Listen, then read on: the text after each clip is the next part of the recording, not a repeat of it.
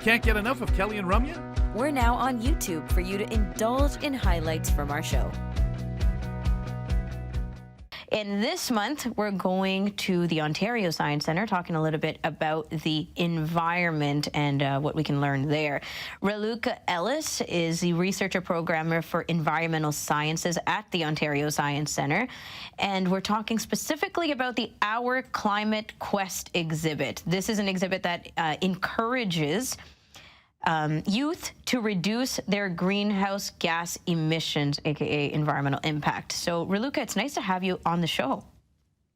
Thank you for having me. It's so great to be here. Welcome. And before we get into the exhibit itself, can you tell us a bit about yourself, your passions for working at the Ontario Science Centre, and maybe particularly about this exhibit and your interest there?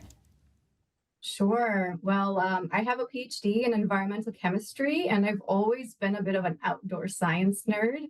I love talking to people of all ages about our climate and our environment, and I'm really excited to talk about Our Climate Quest, which is an exhibition that was produced by our friends at Science North, but designed by our amazing exhibit designers at the Ontario Science Centre. Nice. And how long have you worked at the OSC? I've been here for about 6 years. Okay, cool. That's amazing. And we're going to benefit because of that interest, as you put it, the nerdiness for the outside, because there is so much to take away. And this is one of those exhibits that I'd imagine, as you tell us a little bit about the exhibit, it's kind of an interesting thing because we're all worried about our individual footprint to some degree, but we all don't want to be made to feel, I have to give up the most and do the most change to help the environment. We've learned a lot on this show about the smaller things to do. Can you tell us a little bit about the exhibit and what we might experience? Absolutely. So Our Climate Quest is really great because it focuses on climate actions and solutions and shows how small steps can lead to big change. It really offers visitors of all ages an opportunity to reflect, to participate in, and inspire meaningful action towards a more sustainable future. And it's really exciting about learning about these solutions because it's not really about what you have to sacrifice, but it's how can we make things better by going towards this more sustainable future. So that's what I'm really excited about here. Yeah. And I think that's the thing, because our society has always been, well, how come you're not just getting the big guys to do this? That when they start, I'll start. Because so many small things I'm sure that you're showing people are just those little things that, I can do that. Or, yeah, you know what? I shouldn't do that. I don't have to do it that way. That's wasteful. Absolutely. Yeah, visitors can make changes in their daily routines or daily lives in lots of different ways. And I do acknowledge when learning about the climate crisis that it can be really easy to feel discouraged and not sure what actions to take. But in this exhibition, it's about fostering that hopeful, problem-solving space where people are empowered to participate in climate action. Okay, so break down the exhibit for us. Like, how exactly are we participating in in however sensory ways possible? So the exhibition is divided in a couple of different zones, which have their own themes, such as how we eat, how we shop, how we connect with nature. And each of these zones feature hands-on exhibits, interactive multimedia and multisensory experiences, games, and real stories about real people taking climate action across Canada. There are a lot of really fun tactile elements throughout the exhibition. One of my favorite ones, and the coolest one, no pun intended, is where visitors can touch surfaces and feel a temperature difference. So there's this one exhibit where it shows the difference between a white roof and a black roof. And because black surfaces hold more heat, the black roof is much hotter. Right. So it's a really cool, very intuitive way to demonstrate that effect. I love that. What a simple concept, but such a big part in understanding the bigger conversations, right? About, like you hear about these solutions of painting everything white around us and using these extra heat absorbent white paints. And you have no idea how to take part in that conversation or even how to form an opinion on it if you don't fully grasp the importance.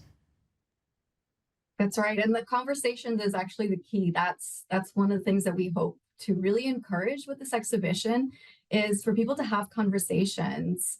Like the majority of Canadians are worried and concerned and want to do something about climate change. At Hmm.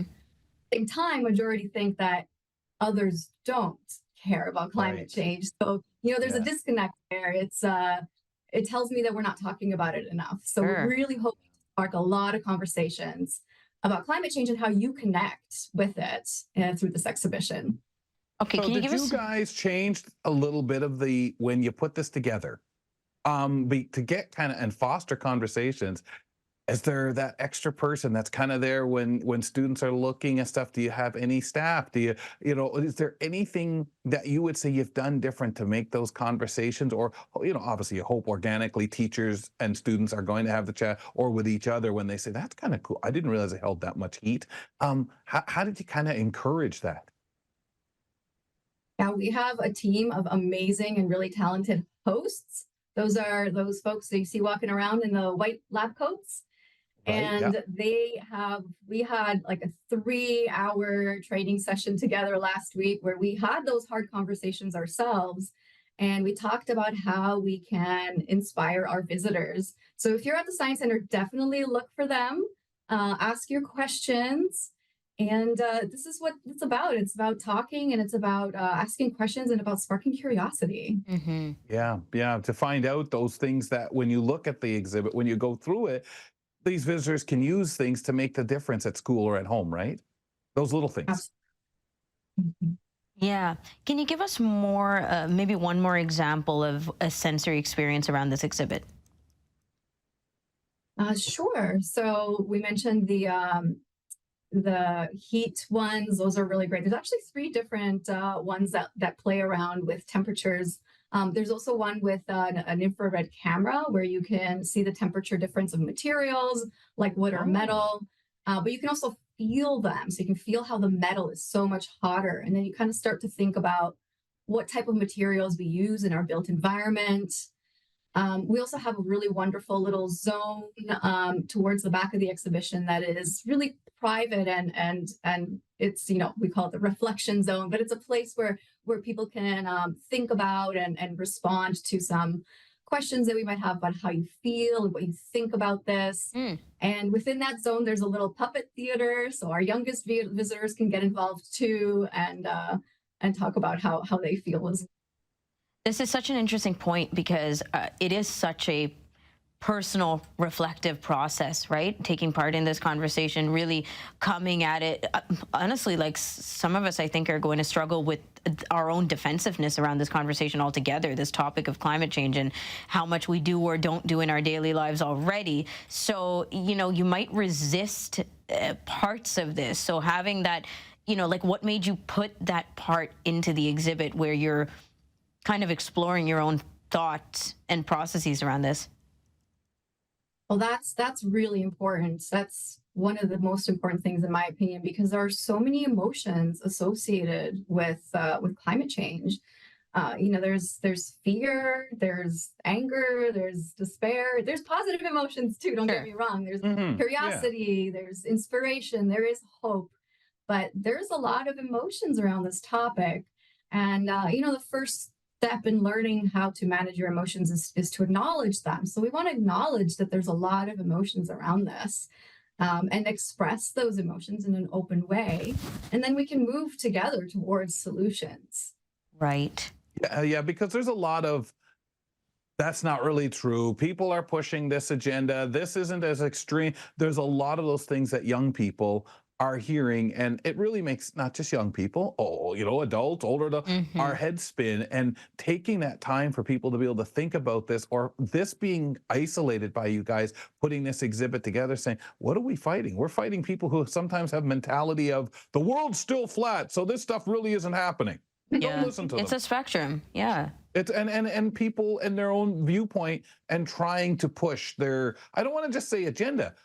Some people are saying these things based on their own fear or their, I don't know what to do, so it's easier to put my head in the sand. And they Hmm. spread that. Yeah, absolutely. Yeah, it is really a lot of fear around it, and there's a lot of misinformation that comes from that. So, we're really trying to share good science, good information, help people understand what choices they have. Yeah. Yeah. And obviously, and we're that's not in a perfect situation, right? Like, that's clearly why we're doing all this. But, there's that, as you mentioned off the top of the conversation, where we're trying to fight hopelessness, right? Like, that's the concept we're really trying to take out and put something else back in, because there's so much of this doom and gloom of like, we have nowhere we can go, we have nothing we can do in our own lives, in our daily lives. Somebody else has got to take the responsibility because we just can't make that impact. And I think that's what we're trying to change.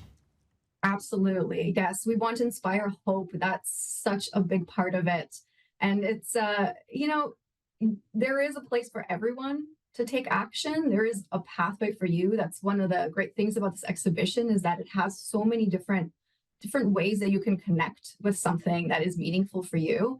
And small steps and small actions do matter, because then you start to steamroll into more. So, you got to start somewhere.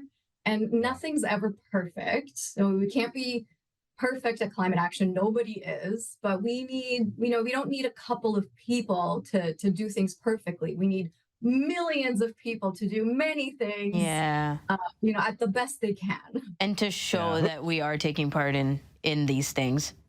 When you put it together, who did you guys envision the most? I mean, I know a lot of the visitors are young people, but we know the conversation and just as stymied, just as confused are people, whether they're in their 30s or 50s, the rest of us out there saying the thing, or what can I do?